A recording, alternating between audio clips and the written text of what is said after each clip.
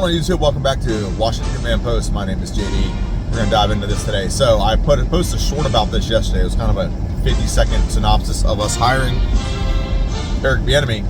However, I want to go a little deeper into that, man. So before I get started, please like, subscribe, and comment on the channel. Share the video, like the channel, subscribe, whatever you want to call it. Follow me on Twitter. It's Commander J Plank. And yeah, so let's get into this. So Washington finally gets a big-named offensive coordinator, signed, and it's Eric Bieniemy. He's probably the hottest name on the market when it comes to offensive coordinators. So Washington gets him signed. This is a big move. This is a big move in a lot of ways. First off, without adding any players, Washington is already better than we are last year. Without making any real changes, we are already better than we were at the end of the year. By having Sam Howell at quarterback, Sam Howell was better than both Taylor Heinicke and better than than Carson Wentz. We already have that established, so we already start the season off with a better QB situation than we had last year. That's the first way. The second way that Washington has gotten better is we leveled up with Scott Turner. Now, I've been very clear on my channel. Maybe you don't agree with me. Maybe you see other channels, they don't think the same way. But on my channel, my opinion is very simple. I thought Scott Turner was the problem with our offense, the biggest problem. Yes, he is creative in play calling, but he never made attempts to mask the deficiencies of our team. We have a bad offensive line. Let's keep doing 7-step dropbacks. Okay, we have a bad offensive line. Let's run open sets and not have any running backs or tight ends stay in to help block or alleviate the pass rush. We can't do that. Let's run a draw. No, he doesn't do that. He doesn't do those things that smart, seasoned coordinators that understand the flow of football and things you do to mitigate certain weaknesses. Yeah, I'm going to adjust this just a little bit. There we go. So doesn't do that. He just doesn't do that at all. I don't know. I think he's creative. I'll give him that. He's pretty creative with his plays, but he doesn't know when to use his creativity. He doesn't know when to use a trick play. He doesn't know when he does it at the worst times. It kills momentum on a drive that we probably needed to sustain. And Taylor Heinicke wasn't good enough. Carson Wentz had the talent enough to do it. He did it a couple times. Like, for example, he did it against the Jaguars plenty of times, or 2 times actually I can recall, where there's a dumb trick play called and it kind of kills a drive or it costs like a 10-yard loss and Wentz have to compensate for it. But all in all, I hated Scott Turner. I did not like his offense at all. I think, like I said, I think he's creative, but that's the extent of his offensive coordinator. He doesn't know rhythm, doesn't understand the flow of football. He doesn't understand any of those things. Eric Bieniemy 100% is going to understand all those things. So we have improved as a team immensely in just 2 decisions made by Ron Rivera.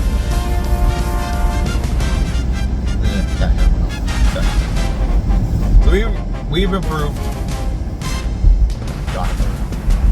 We've improved immensely just by having 2 decisions by Ron Rivera. Now, I also want to give Ron Rivera massive props. And no one's going to give Ron Rivera massive props. Okay? Give him massive props on a few levels. The first level I'm giving him props on is he essentially might have just signed his replacement. Okay? He might have just signed his replacement. This guy could come in and the offense could do well, and the new owner may just like, you know what, I just want to go with the new hire, not like Dan Snyder's last hire, and he could just 100% fire Ron after the season, and Bieniemy's going to replace him. Okay, so that's one possibility. Okay, but 2, Ron also hired this guy knowing that this guy's, if he has a good season, he'll probably have to replace offense coordinator again. That's probably what's going to happen. Okay, but I would also give Ron credit in this regard. Ron, he didn't settle. He usually settles. He did not settle for just Greg Roman or Zampese or Pat Shurmur or something like that. He didn't settle for a retread. He didn't settle for a safe bet. He went and got the guy, the best offensive coordinator that has been available. He went and got the guy to be the offensive coordinator. Okay, he didn't settle. He didn't wait. He didn't do none of that stuff. He went and got the guy. Okay. Number 1 on the market. Ron said, you know what, we're going to get that guy. We're waiting till the Super Bowl. We're going to be patient. Yeah, we may be last to the table to get an offensive coordinator, but we're going to get the best offensive coordinator. And Ron did it. He played it right. He played it smart. and he got the guy that we needed. Now, I got to give him credit for one more thing. Okay? And this is where a lot of people are not going to give him credit for this. You got to think about this. You think 4 years ago, you really think Washington is going to land a good offensive coordinator like this? You think 3 years ago, 4 years ago, whatever you call it, you think that without a massive culture change instituted by Ron and Jason Wright, you don't think without this massive culture change that's been happening over the last couple of years with accountability and everything like that, you think we would have gotten an offensive coordinator like this? Hell no. Hell no.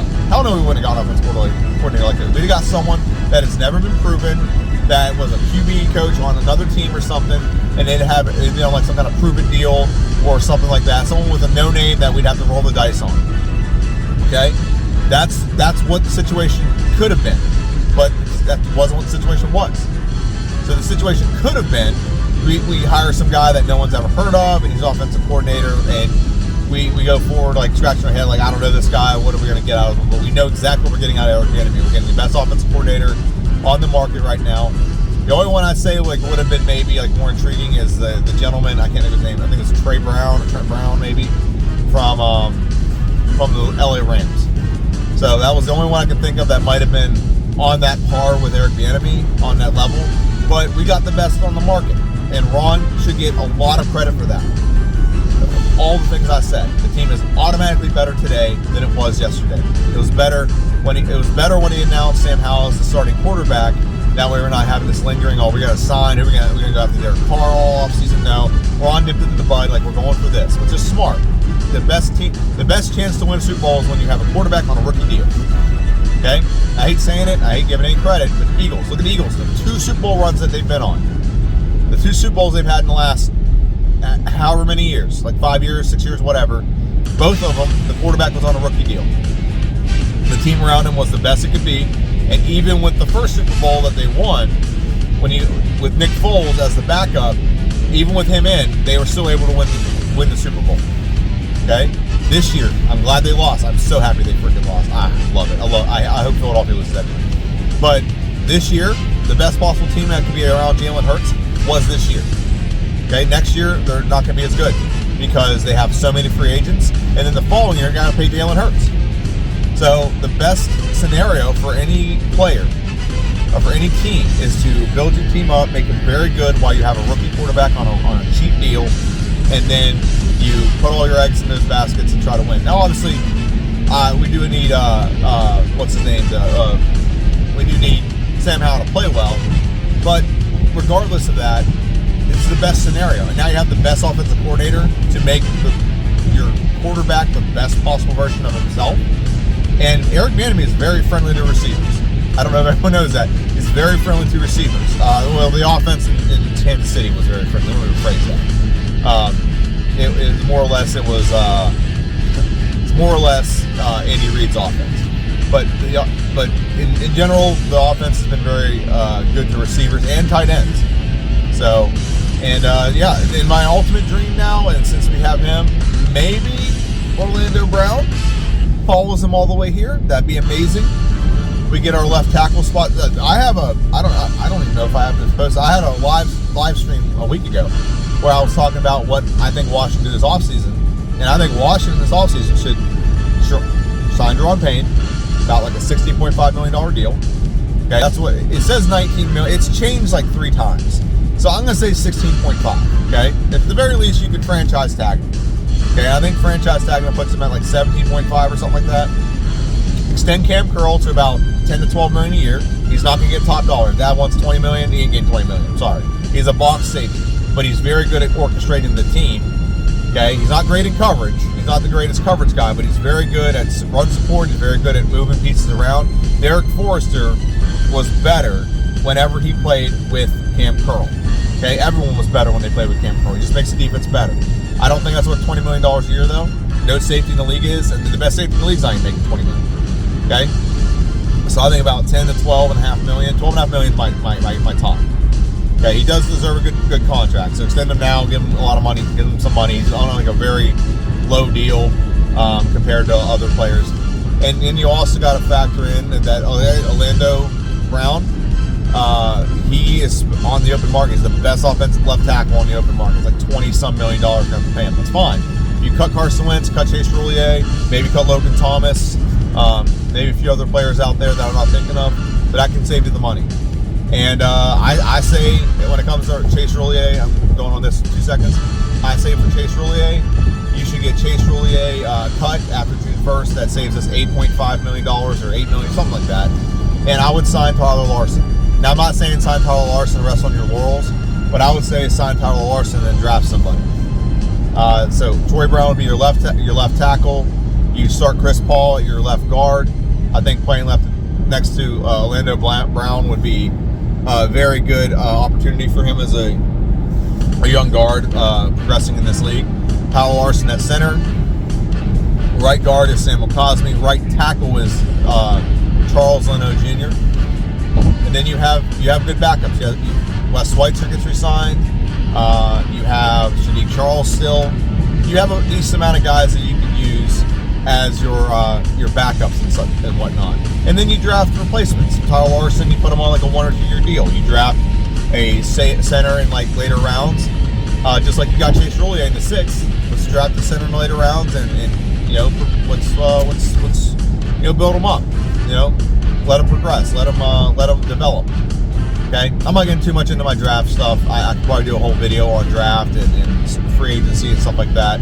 But I just wanted to reiterate that if things are going in the direction that I want them to go, like that's the next step. Is solidify the offensive line with decisions there. We don't even need to draft anyone if you just do it right. If you get one player in free agency, Orlando Brown, you could actually solidify your offensive line.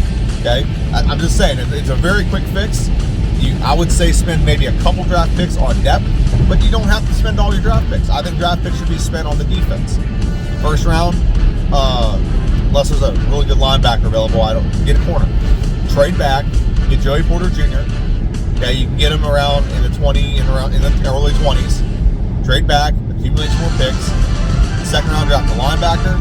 Maybe if you accumulate a second round because of the trade back, get an offensive lineman there, and then just build depth. Okay, our team's good. I don't care what anyone says. We have a solid team. Okay, we have a solid team of talent. And the reason why I think Ron went for wins and went all in on that is I think he thought they were a little further along than they were. I think the defense was as far along as they needed it to be, but I think he thought the offense was, and he got rid of some players that he undervalued. That's the best way to put it. I'm not going to go too much into that right now. It's 12 minutes and 50 seconds going on with this specific video. I'm just really excited that we got Eric Bieniemy, and I want to give a lot of credit to Ron. A lot of these things would not happen if Ron did put his ego aside. And like I work in a business and I work for a company that's on my shirt. I'm not going to say their names on air, but there's a lot of managers that don't want to teach anyone how to replace them. They don't want to teach anyone how to be a good manager because they fear replacement. That happens in the world. And Ron might have just hired the guy that's going to replace him. And maybe Ron doesn't care. Maybe Ron's like, I'll finish out my contract and I'm done with this franchise, whatever. Maybe that's how he feels. I don't know. But he took a lot of cojones to do that. And so all the props I want to give to Ron that a lot of people probably won't give Ron. They're probably going to give him a hard time about it. And they're not going to give him all the credit he really deserves for the decision he made to bring in Eric Bieniemy, put his ego aside, potentially sign his replacement, all those things. So that's my video. I want to thank everyone for watching. It's an exciting day for Washington. This offseason is going to be super exciting, and I'm excited to see what happens with it. So everyone have a good day, and hail to the Commanders. See ya.